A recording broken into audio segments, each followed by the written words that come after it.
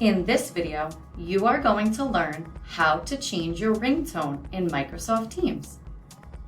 Have you ever wondered how to change the ringtone when you receive a call in Microsoft Teams? Well, let me show you how. First, click on the three dots next to your profile picture on the top right-hand side in Microsoft Teams. Then click Settings. Next, click Calls in the left-hand menu bar. Then scroll down to where you see ringtones. Right now the default is set, so this sound may be familiar to you.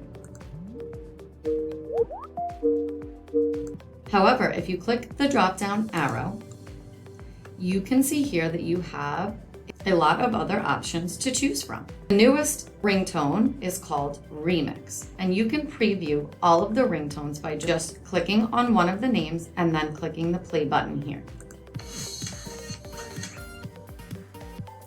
Go through the ringtones to choose the one that works best for you.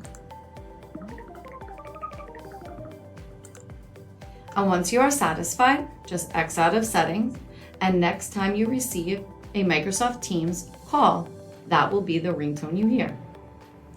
Now you know how to change your ringtone in Microsoft Teams. Stay tuned for next week's What the Tech tip. See you then.